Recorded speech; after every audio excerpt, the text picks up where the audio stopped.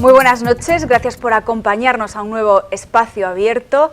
Hoy nos acompaña el médico de familia, al que ustedes estoy segura de que conocen, ya está en pantalla además, no, todavía no, pero ahora se lo desvelamos. Nuestro médico de familia, un viejo conocido de la casa, es Carlos Piñeiro y además presidente también de la asociación Amigos del Corazón. Muy buenas noches, Carlos. Hola, muy buenas noches, encantado. Igualmente. Quizás podemos contextualizar un poco esta entrevista porque vamos a dar cuenta de un plan en el que estás detrás, tratándolo con mucho cariño, pero quizás deberíamos contextualizarla, como decía, hablando de lo desafortunadamente y tremendamente envejecida que está nuestra sociedad. No sé si podemos enfocarlo por ahí. Sí, realmente es una de las grandes preocupaciones, sobre todo en Galicia. O sea, Galicia es la sociedad más envejecida después de la japonesa. Entonces, si no se empiezan a adoptar medidas de inmediato, vamos a tener un grave problema y bueno, pues en concreto en Ferrol, esa digamos, situación negra de noticias desfavorables, ¿no?, que había sobre que es la ciudad más envejecida de España, superior a 50.000 habitantes, también es real, ¿no? Entonces, esta es una de las grandes realidades que tenemos. En el año 2000 ya se puso en manifiesto en el Congreso Internacional de Envejecimiento en Madrid y bueno, nosotros habíamos aportado un proyecto relacionado con una experiencia que se hacía en La Graña de envejecimiento activo, que después se desarrolló en 20 países y lo curioso es que ya en aquel momento se hablaba de que teníamos que evitar sobre todo la discapacidad que guarda relación directa con el incremento de la edad de la población. Y ahora desde hace aproximadamente unos meses, concretamente quizás lo podemos fechar en agosto, estás liderando un plan al que me gustaría que fueras tú el que lo describieras y lo introdujeras a la audiencia. Bueno, el ayuntamiento propuso la posibilidad de realizar un proyecto de ciudad amigable con las personas mayores, que es de la Organización Mundial de la Salud, y entonces yo en concreto, aparte del asesoramiento como consultor, estoy coordinando como investigador el grupo motor donde participa una selección de personas relevantes de la ciudad, también con superior a 65 años en la edad, y realmente bueno, pues es lo que a día de hoy me lleva más tiempo y que me permite también colaborar dentro de lo que se pueda en mejorar también la estructura de nuestra ciudad, ¿no? Un plan detrás del que está la Organización Mundial de la Salud. ¿Cómo surge esa sinergia? ¿Cómo os encontráis? Sí, bueno, esto hay que solicitarlo, ¿no? Hay que presentar, la Organización Mundial de la Salud exige para la inclusión en este proyecto una serie de condiciones. Desarrollar en un plazo de 3 a 5 años un proyecto donde se reproduce, igual que en otras ciudades a nivel internacional, ¿no?, que hay unas 2000 y pico ciudades relacionadas con este tema. Entonces, esto nos permite hacer intercambio de información y a su vez también ellos supervisan la metodología. Se aplica lo que se denomina metodología Vancouver, que es trabajo a través de grupos focales, y entonces se hace un diagnóstico cuantitativo de lo que se oferta a día de hoy en el municipio de Ferrol, y por otro lado se hace un diagnóstico ya cualitativo donde la propia población mayor e incluso mayores de 18 años pueden participar en la encuesta a través de la página web del ayuntamiento y cubrir la encuesta para que esta sea una ciudad de futuro amigable de los mayores, que además es necesaria, ¿no? El plan se centra en 8 puntos, si mal no recuerdo. 8 grandes áreas. 8 grandes áreas. Si nos ayudas a dibujar un poco el esquema general en el que estamos. Guarda relación directa con todo aquello que afecta a la movilidad de los mayores, a su calidad de vida. Entonces hay una serie de criterios de la Organización Mundial de la Salud, que es la proximidad a zonas verdes, después también la oferta por parte de los servicios de la comunidad para mejorar la calidad de vida de las personas mayores. Y bueno, pues el transporte, se hace un análisis exhaustivo de las personas mayores. Después también los propios servicios que hay en la comunidad, los valora la propia comunidad. En este caso los grupos focales de los 8 distritos de Ferrol, porque son 8 grandes distritos,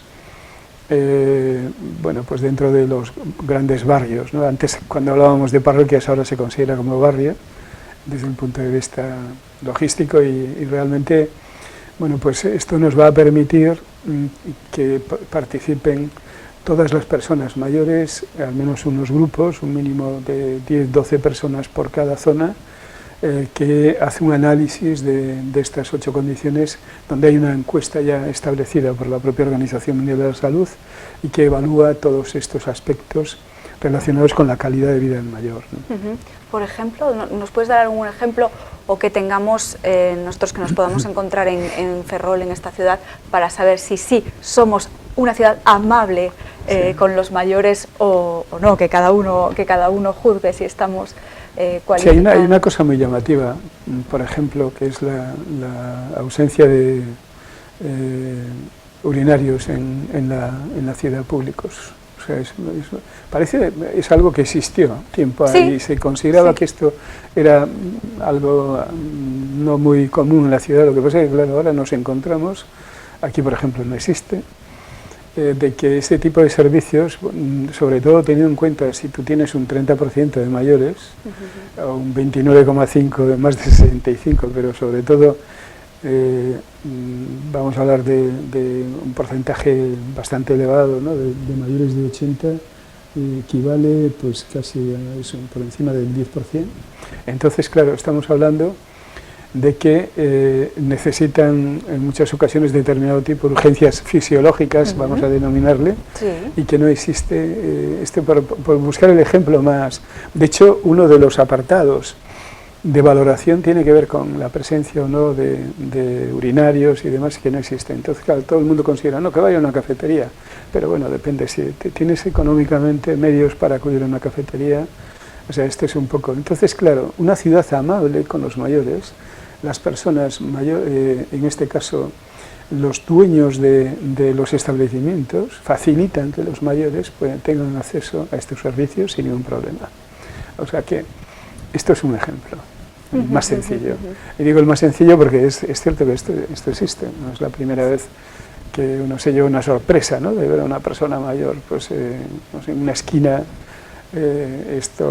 resolviendo sus problemas fisiológicos perentorios, y que esto es una realidad. Después es el hecho de también de disponer de unos banquillos adecuados que le permitan descansar, porque y estamos hablando, sí, qué importante, es otro tema, pero bueno. Esto es de los servicios que se ofrecen, cómo se socializa.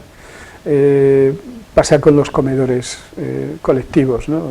En lugares de socialización, pero claro, tiene que haber unos comedores colectivos de calidad, ¿no? O sea, no unos comedores que simplemente se trate de resolver la urgencia, en este caso alimentaria de la persona, sino que permita el estar con los demás y el cooperar. Es una de las cosas que está demostrado, por ejemplo, la calidad en relación a la actividad física. Sí. O sea, nosotros demostramos en un estudio científico que habíamos realizado tiempo atrás, bueno, se hizo una tesis doctoral en relación a este tema con mis pacientes, y resulta que se observó una mejoría espectacular relacionada con el consumo de antidepresivos, ansiolíticos, disminuyó casi un 40%. Imagínate, y medicamentos para el insomnio. Entonces, ¿por qué? Porque es el hecho de combatir la soledad, es uno de los grandes problemas que tenemos con los mayores, ¿no? Es la vivencia como persona sola, pero también a veces la falta de comunicación con el resto de personas mayores. Entonces hay que generar una ciudad que desde el punto de vista de la arquitectura sea favorable a todos estos aspectos, y sobre todo que existan servicios públicos que faciliten también esa socialización, y sobre todo la necesidad de desarrollar esa empatía fundamental a nivel social.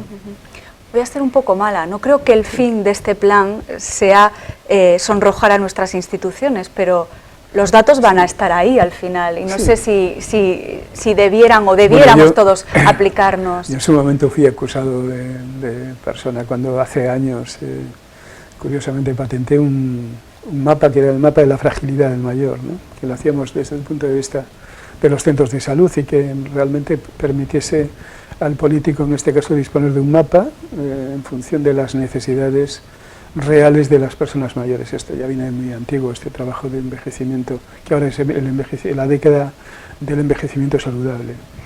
Se ha cambiado el concepto de envejecimiento activo, que era lo que estaba antes, un problema de copyright, en el sentido de que la persona que se marchó, que era el profesor Calache, pues tenía registrado esto, se marcha de la OMS y monta en Brasil un gran centro de envejecimiento activo. Y ya la patente a nivel internacional, estaba, y claro, el nombre. Entonces no se puede utilizar y de hecho es cierto que posiblemente también ha obligado a innovar en relación a la década de envejecimiento saludable, donde participa también el Ayuntamiento de Ferrol. Realmente yo creo que esta es una de las grandes ventajas que si tú tienes un mapa, que es lo que nos va a permitir este estudio sobre la fragilidad del mayor, sobre sus necesidades reales, el político va a tener una clara imagen de sus deficiencias, además incluso lo podemos hacer por colores, no hay ningún problema, donde se vea en rojo vivo las necesidades reales. Yo creo que esto es lo que pretende la Organización Mundial de la Salud, ¿no? Denunciar la situación de los mayores y sobre todo el edadismo, o sea, es el hecho de la valoración negativa de los mayores cuando realmente pueden participar a nivel social de una forma súper activa, aportando ideas, aportando proyectos y sobre todo hay que facilitar que desarrolle junto con el resto. Es una cosa muy llamativa, ¿no? Si analizas quién gobierna países, como pasa en Estados Unidos, pues imagínate Biden, ¿no? Que realmente no es ninguna persona joven, ¿no? Entonces, bueno, es curioso, yo que soy un enamorado de la cultura griega, si analizamos la famosa democracia griega, estaba controlada por personas que eran venerables ancianos y curiosamente se reproduce casi la sociedad actual, porque los que gobernaban eran los que tenían las minas de oro, las minas de estaño y tenían cantidad de negocios, o sea que eran los más poderosos. Y esta era la democracia griega, ¿no? Entonces, curiosamente, ahora se está reproduciendo también algo similar. O sea que la preocupación de los mayores, no el hecho de que gobierne una persona mayor, no significa que refleje las necesidades de los mismos, ¿no? Estabas hablando ahora de... Pues, te referías a Grecia, ¿no? Esta veneración que había por nuestros mayores y sin embargo a mí lo que me choca hoy enormemente de la sociedad es la infantilización que se hace de nuestros mayores, en lugar de darles su sitio y de ser amables con ellos y de facilitarles. Y sin embargo se les está llevando a una etapa y se les está cerrando el círculo. Es que ese es el gran error. Tú imagínate, estamos hablando de esto que va a cambiar, ¿no? O sea, hubo un tiempo cuando empezó a surgir el envejecimiento de la población, se hablaba del poder gris, ¿no? El poder gris de las canas, ¿no? Realmente es una realidad, o sea, a día de hoy, y no digamos en las proyecciones para el 2050, estamos hablando de un 30% de la población va a ser mayor de 65 años. Es todo un problema. Y votan. Efectivamente, y votan. Entonces va a cambiar muchísimo esto, y esto es lo que puede ocurrir en cualquier ciudad, ¿no? O sea que a día de hoy, sobre todo donde el envejecimiento prima, y lo más importante es tener una estructura que además debe verse de una forma positiva. O sea, si tienes una serie de personas mayores, importante, un sector significativo, lo que hay que hacer es facilitar que las infraestructuras y la arquitectura de la ciudad, lo que es el urbanismo de la ciudad, se adapte a los mayores, pero que incluso sea sugerente para que se sumen más personas, incluso mayores y jóvenes, porque a fin de cuentas es el gran negocio desde el punto de vista del consumo.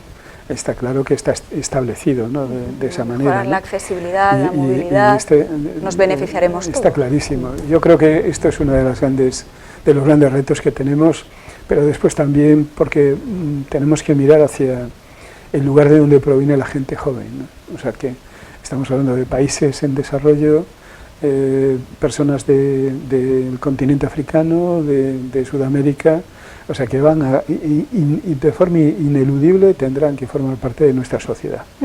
Y esto es algo que también iremos cambiando de mentalidad, pero es necesario. O sea, Galicia, por ejemplo, es que no tiene opción, sino que incorpora de una manera importante a personas jóvenes de otros países, pero sobre todo con el deber de formarles. O sea que un porcentaje del PIB tiene que dedicarse a la formación de las personas para que se adapten y que no vengan en las condiciones realmente, bueno, pues no se pueden usar las pateras como una definición, porque realmente eso es indigno, ¿no? Entonces quizás es el gran esfuerzo que tienen que hacer, y así evitaríamos cantidad de conflictos, porque además es que llegado un momento, y la ciencia ficción hace muchos años lo destacaba, ¿no?, que iba a haber un gran conflicto entre jóvenes mayores, y yo creo que esto es absurdo, porque lo que hay que buscar es que la sociedad se desarrolle de una manera óptima y que todos los pobladores de la misma pues ejerzan su ciudadanía. Sin duda. Llevas pocos meses investigando, pero no sé si nos puedes adelantar qué datos está arrojando esta investigación referidos a nuestra ciudad. Sí, realmente yo creo que desde el punto de vista cuantitativo podemos, bueno, tenemos todos los estudios por distritos y realmente hay algo significativo, ¿no?, que es el 36,92% de la población de Ferrol tiene más de 60 años. Valoramos el tema F más 60 porque es la población que se va a ir incorporando a ese grupo de edad entre 65 y 75 y a partir de 75. Entonces, claro, la población de más de 65 años es el 29,3%. Estamos hablando que Ferrol tiene los datos de proyección de datos de España para el 2050.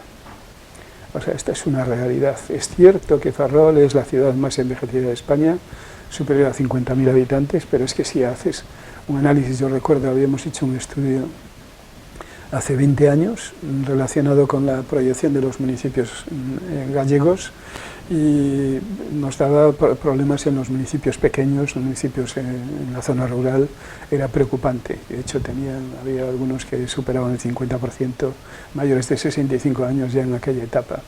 Entonces, esta es una realidad. Hay una migración de jóvenes porque no existen posibilidades de desarrollo tanto en el medio rural como en el medio urbano, y entonces nos vemos ante una situación como ocurre aquí, que los mayores de 80 años superan a los mayores de 14. Nada optimista, o sea, pero bueno, esperemos que se pueda revertir, que podamos... Sí, es lo que hablamos, de que aparte de que cuando se habla va a haber una... Ferrol es una ciudad que desde el punto de vista histórico siempre ha estado dependiendo de los sectores oficiales y de los grandes proyectos estatales, ¿no? Entonces ahora ya se habla del nuevo proyecto estatal que va a darle vida a Ferrol. Yo recuerdo que hubo un ministro que después estaba en ese grupo de sabios de Europa que comentó en una comida, decía de que Ferrol empezaría a desarrollarse de nuevo cuando alcanzase los 50.000 habitantes, y en aquel momento estábamos hablando que tenía casi 100.000.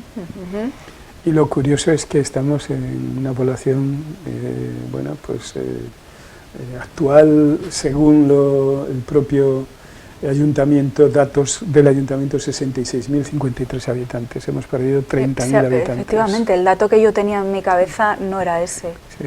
No era ese. Entonces vamos porque tenemos un saldo vegetativo negativo.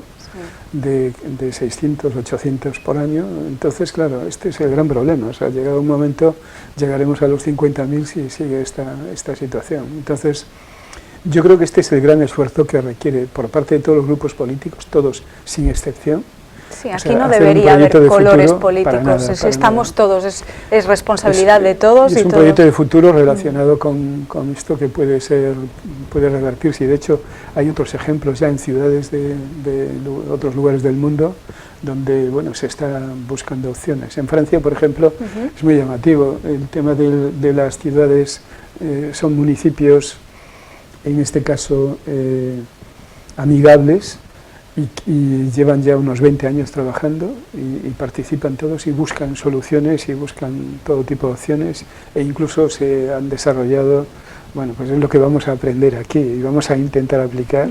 O sea, se han desarrollado iniciativas que no se puede imaginar uno en nuestro contexto, lo que están haciendo, ¿no? Decías, hay algunas ciudades amigables ya en Francia en las que participan todos. Todos. Creo que es uno de los mayores inconvenientes que te estás encontrando en esta investigación, es un problema la participación. típicamente cultural, sí, realmente sí es complicado. Después de una pandemia es difícil que las personas vuelvan otra vez a integrarse, poco a poco lo están haciendo. Hemos tenido que retrasar un poquito incluso reuniones porque bueno, todavía existe ese miedo, de esa información sobre la COVID, y entonces yo creo que este es un poco lo que tenemos que superar, ¿no?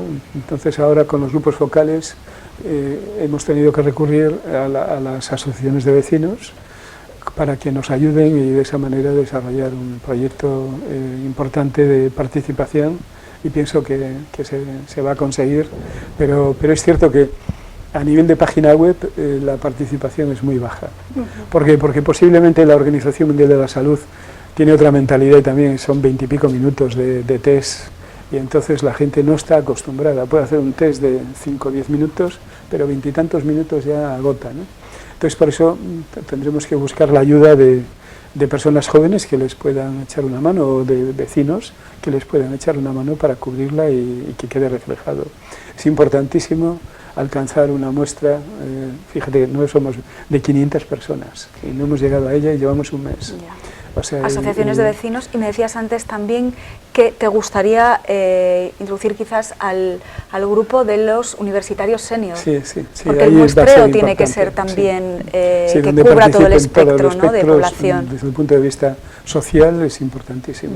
Entonces, la participación de las personas más humildes, de una renta muy baja, también es complicado, estamos teniendo problemas. Y bueno, pues tenemos que ir buscando ese apoyo de las asociaciones de vecinos. Es más, yo soy de la opinión, y es lo que vamos a plantear a las asociaciones de vecinos. Ya hace años, recuerdo que me habían entregado el premio de la CADE a nivel gallego y había planteado de que las asociaciones de vecinos tenían que ser sus componentes agentes de salud, ¿no? Y yo creo que este es el gran reto, porque ellos mismos están viviendo esta situación, o sea que las personas mayores se van marchando de las asociaciones y no hay reemplazo. Entonces, es una realidad, o sea que yo creo que aquí es donde se tiene que hacer un gran esfuerzo, y de hecho, bueno, pues lo hacen con una serie de proyectos específicos, de trabajos en común, de talleres, pero yo creo que hay que ir más allá. Entonces, este es el gran reto que tendrán también las asociaciones, y que sí tiene que ver con, y se ha hecho en otros países y lógicamente... ¿Y por qué no aquí? Sí, se puede hacer aquí.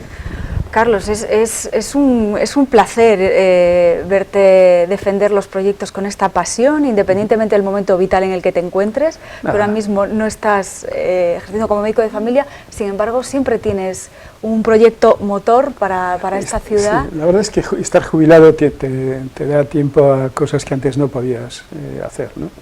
Por ejemplo, yo ahora estoy, y para mí es un enorme honor, ¿no? La Sociedad Española de Cardiología me llamó para participar en el Comité de Promoción de Salud Cardiovascular de la Fundación Española del Corazón, y entonces, bueno, estás trabajando con los cardiólogos más destacados del país.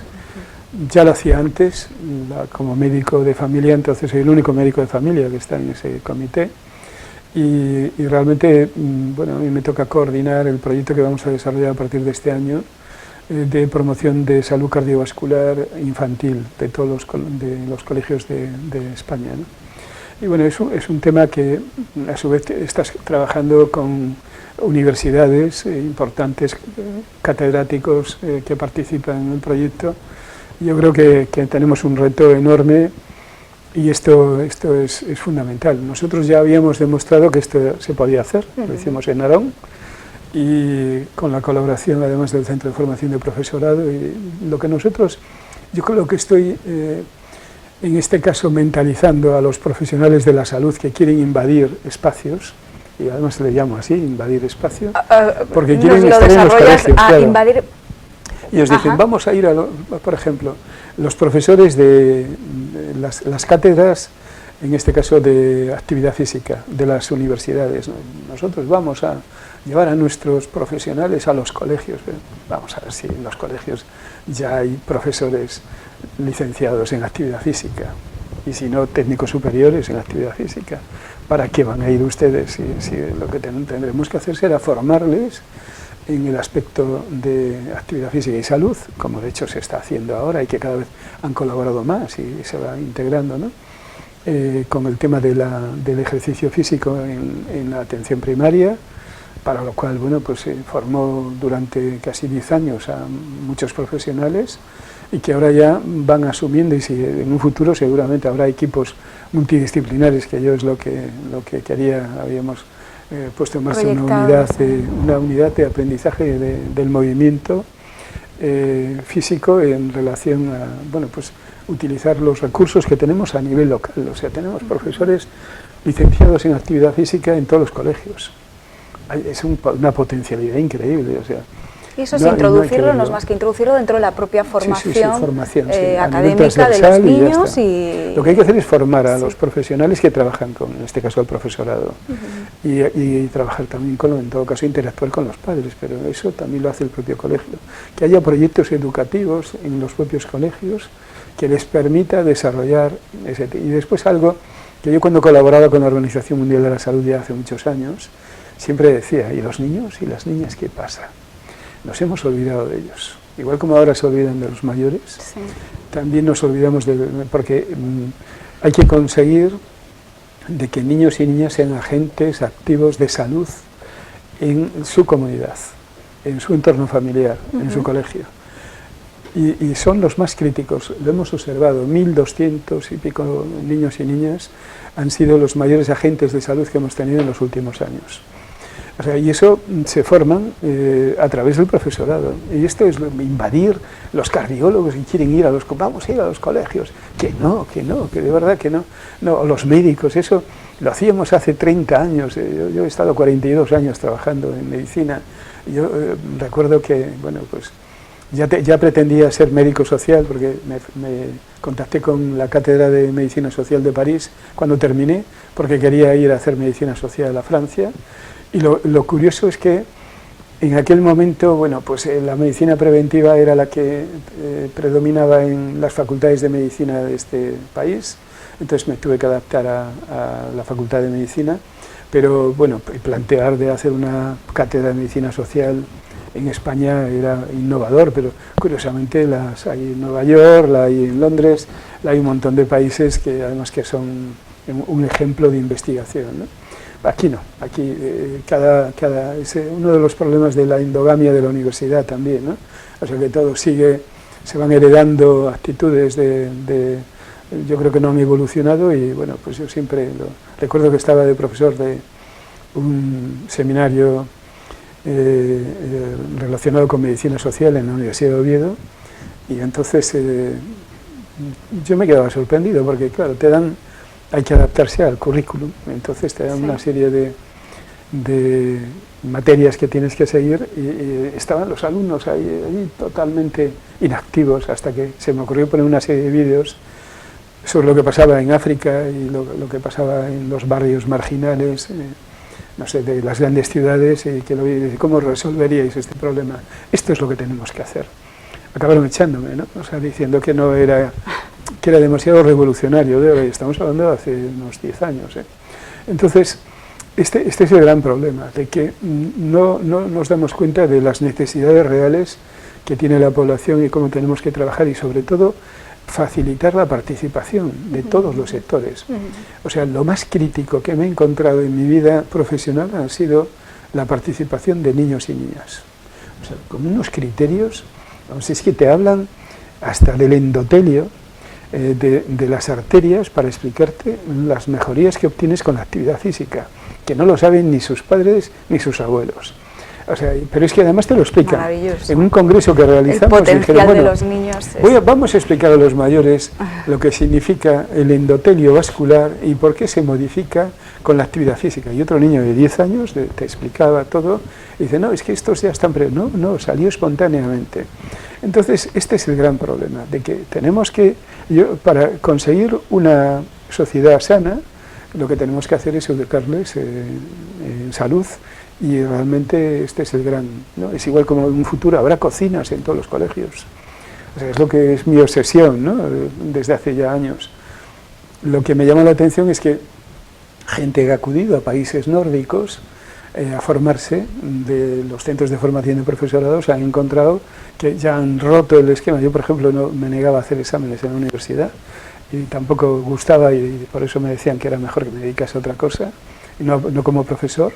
Y la verdad es que es así. O sea, a mí me interesaba que hicieran un trabajo y que modificasen, en este caso, la sociedad desde esa perspectiva. Y esto es lo que no hacemos, ¿no? Entonces, claro, bueno, niños y niñas nos dan una lección increíble. O sea, bueno, tanto que yo siempre cuento la anécdota, cuando empezamos con este proyecto de alimentación, resulta que venían los abuelos y abuelas y dicen, ¿pero qué están haciendo con nuestros nietos? Pero oiga, que no quieren comer lo que les damos. Y bueno, ¿y qué come el nieto? Pues patacas fritas con ovos, no sé qué tal. Y dice, ¿cuántas veces? Pues 3, 4 veces a la semana. Y pues, tienes razón, neno. Y se negaban a decir, yo quiero esto y esto, ¿no? Entonces, realmente yo creo que independientemente de esto, lo que ha mejorado es la calidad de la alimentación y en este caso los padres y madres, abuelos, abuelas participan de forma activa. Nos habíamos olvidado, fíjate, al principio, en el proyecto original, de los mayores. O sea, eso que yo insistía mucho, que no, eso es muy complicado, llamar a los abuelos, pero vamos a ver, ¿pero quién lleva a los nietos y a sus nietas al colegio? O sea, ¿quién asume? ¿Trabajando el padre y buscando un poco tal? Hoy en día... Y es lo que tenemos que hacer, ¿no? Yo como abuelo también participa, ¿no? Sí, lo hará bien. Yo digo, es pequeñito todavía, pero lo haré, encantado. Y este es el tema, ¿no? De que realmente esta interacción social entre los diversos sectores es fundamental y además con una transmisión de conocimientos donde nosotros tenemos el deber de contribuir a mejorar esa calidad de vida. Qué bonito, y esa colaboración intergeneracional a la que todos estamos obligados. De hecho, la Comisión Europea de Promoción de Salud y Deporte también estamos hablando de décadas porque después de la pandemia todo el mundo ha puesto objetivo a la década, ¿no? No sé si antes eran los 12 años y ahora es son los 10, la Agenda 2030, ¿no? La que nos mueve a todos. Todo el mundo está preocupado por eso. Entonces lo que tenemos que hacer, lógicamente, bueno, pues se están planteando lo que llevamos haciendo toda la vida, que es incremento de actividad física y, en este caso, una alimentación equilibrada. Es fundamental. Carlos, te deseo un año lleno de salud. Que es lo fundamental, ¿no? Sí, yo creo que sobre todo la posibilidad de que las personas mejoren su calidad de vida y su salud, porque el estudio que hicimos era bastante negativo, no en este aspecto, sino desde el punto de vista físico.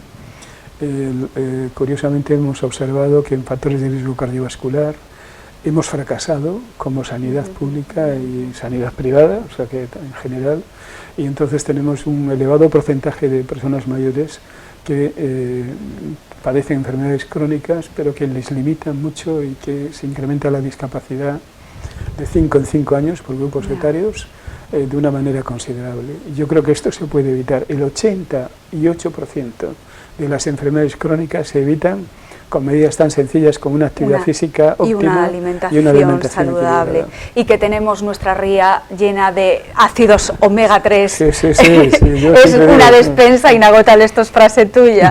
Y sobre todo tenemos que investigar qué pasa con la ría, ¿no? Porque también se ha observado que hay infecciones derivadas de la contaminación que muchas veces no se atreven a plantear, pero yo creo que ya somos una sociedad adulta y científicamente formada para decir, ustedes están cometiendo un error, corríjanlo. Bueno, pues te decía, te deseo un año lleno de salud. Me ha Muchas encantado gracias. Escucharte, compartir contigo plató, Sí, un placer. y estoy segura de que mi abuelo, allá donde esté, te estará escuchando también, porque sabes que no se perdía teníamos nada una tuyo, nada. tremenda Allí amistad. estaba, donde tú estabas, ahí estaba él apoyándote. Un placer, muchísimas Encantado. gracias. Muchas gracias. Gracias. Hasta aquí este espacio abierto, nosotros nos volvemos a ver mañana. Gracias por la compañía.